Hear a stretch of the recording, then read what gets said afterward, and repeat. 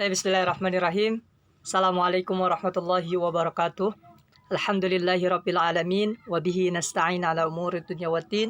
Salatu wassalamu ala asrafil anbiya'i wal mursalin wa ala alihi wa sahbihi ajma'in, amma ba'du. Baik teman-teman yang dirahmati Allah Subhanahu wa taala. Alhamdulillah pada pagi hari ini kita masih diberikan kesehatan dan kekuatan oleh Allah Subhanahu wa taala.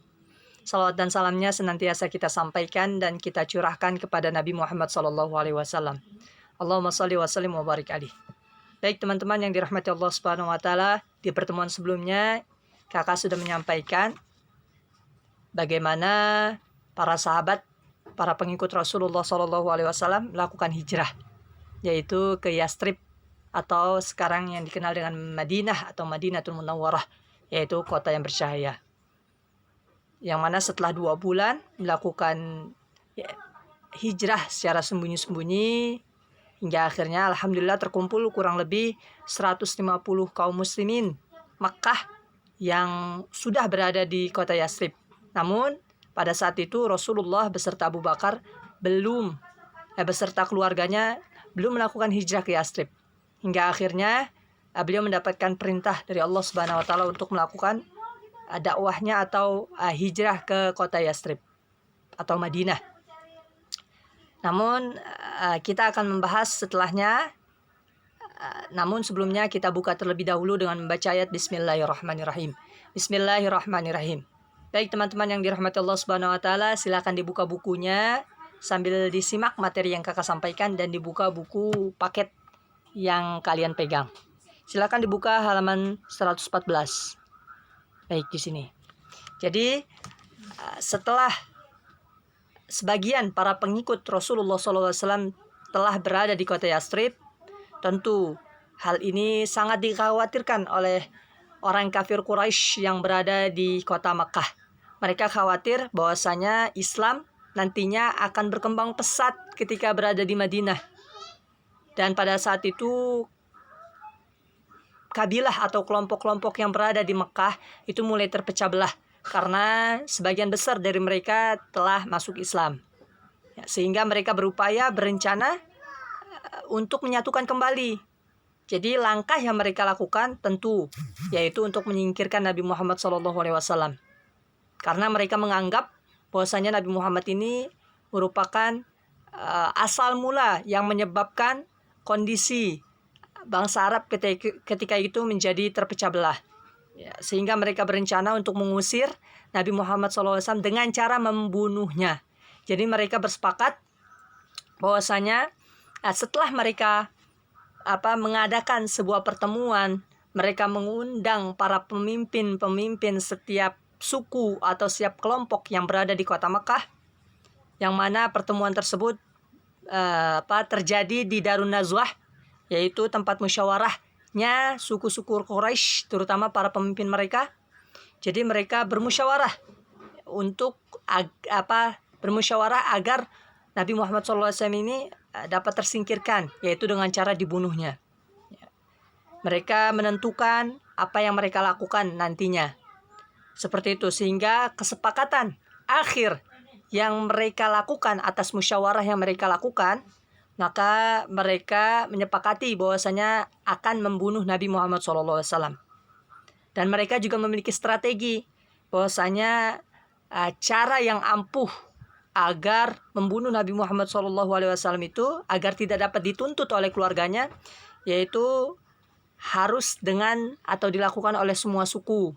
Jadi suku-suku yang ada di kota Makkah ini mereka bersepakat bahwasanya mengajukan salah satu perwakilannya, mereka yang kuat, yang gagah dan berani setiap sukunya untuk membunuh Nabi Muhammad SAW. Sehingga keluarga Nabi Muhammad ini tidak bisa menuntut apabila semua suku mereka berencana secara bersama-sama. Seperti itu. Jadi setiap suku ini diutus, mereka adalah pemuda yang gagah, berani, yang mana tujuannya untuk membunuh Nabi Muhammad SAW. Kapan kak? Adapun waktu yang mereka rencanakan, yang mereka sepakati di Darun Nazwa ini, yaitu pada malam hari saat Nabi Muhammad SAW keluar untuk melaksanakan sholat di Masjidil Haram, Ya, jadi 11 orang ini atau pemuda-pemuda pilihan ini yang gagah dan berani ini, mereka mempersiapkan diri mereka dengan senjata yang lengkap. Ya, baik pedangnya, tombak maupun panah. Untuk apa? Untuk membunuh Nabi Muhammad SAW. Namun apakah berhasil, Kak? Ya, nanti kita akan ceritakan selebihnya. Ya, adapun di sini yaitu hasil musyawarah atau isi dari perjanjian yang dilakukan di Darun Nazwah, yaitu tempat yang mana menjadi tempat musyawarahnya dari suku-suku Quraisy. Yang pertama yaitu menyelamatkan berhala-berhala sebagai Tuhan mereka, karena mereka takut kaum muslimin akan merusak Tuhan-Tuhan mereka. Jadi alasan pertama mereka melakukan diskusi atau musyawarah tersebut, mereka berharap agar dapat menyelamatkan berhala-berhala yang mereka puji, yang mereka anggap sebagai Tuhan-Tuhan mereka. Ya, mereka takut bahwasanya kaum muslimin apabila nanti berkembang pesat, kemudian luas di kota Yastrib, maka berhala-berhala ini nanti dihancurkan. Nah, jadi mereka melakukan musyawarah. Adapun yang kedua yaitu menghentikan dakwah Islam, agar Islam tidak berkembang lebih jauh lagi.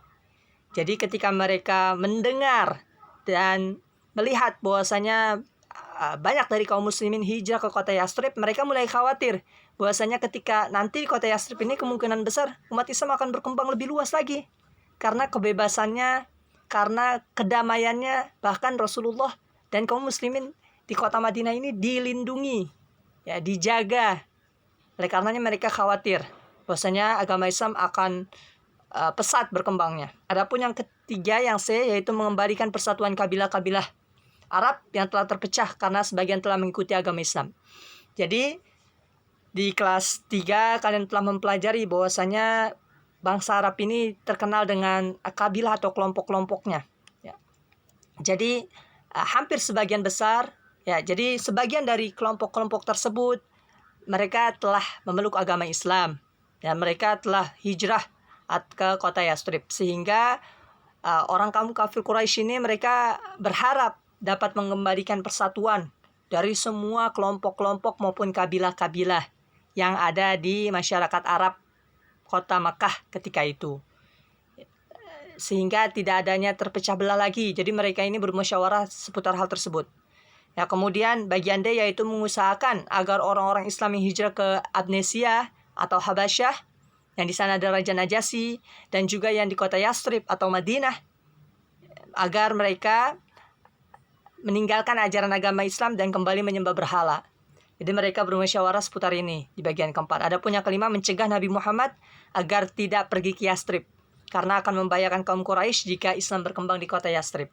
Nah, di kesepakatan yang kelima ini, maka mereka kaum kafir Quraisy ini berupaya semaksimal mungkin untuk mencegah. Bahkan langkah atau cara yang mereka lakukan untuk mencegah Nabi Muhammad SAW hijrah ke kota Yastrib yaitu dengan cara membunuhnya, karena beliau adalah pemimpinnya. Sehingga ketika pemimpinnya hilang, diibaratkan sebuah kepala, ketika kepalanya hilang, maka badan-badan ini akan mati, yaitu pengikut-pengikutnya akan bercerai-berai. Sehingga mereka melakukan bermusyawarah, menyepakati akan membunuh Nabi Muhammad. Namun qadarullah, atas kuasa Allah, atas takdir yang Allah berikan, Nabi Muhammad SAW beserta keluarga, beserta para sahabat yang belum melakukan hijrah ketika itu, alhamdulillah diselamatkan oleh Allah Subhanahu wa taala, sehingga berhasil untuk pergi ke kota Yastrib dengan aman dan terlindungi. Seperti itu, Masya Allah. Ya, jadi inilah hasil musyawarah yang dilakukan oleh orang-orang kafir Quraisy, yang mana yang paling membahayakan bagi umat muslim pada saat itu adalah mencegahnya Nabi Muhammad untuk melakukan hijrah ke kota Yastrib, yaitu dengan cara dibunuhnya. Ya, sehingga tentu hal ini sangat mengkhawatirkan kaum muslimin yang berada di kota Yastrib serta para sahabat-sahabat yang bersama dengan Rasulullah SAW. Jadi seperti itu teman-teman. Silakan difahami, ya, terutama hasil kesepakatan yang dilakukan dan serta dibentuk oleh kaum kafir Quraisy ketika berada di Darun Nazwah, yang mana dihadiri oleh para kepala suku Quraisy yang ada di kota Makkah. Kurang lebih seperti itu. Kakak minta maaf apabila banyak kurangnya ketika penyampaian, silakan disimak dan dibaca kembali. Nanti untuk ke bawahnya kita akan bahas di pertemuan setelahnya. Seperti itu ya. Marilah kita tutup dengan baca ayat Alhamdulillahirabbil alamin. Alhamdulillahirabbil alamin. Assalamualaikum warahmatullahi wabarakatuh. Waalaikumsalam warahmatullahi wabarakatuh. Terima kasih.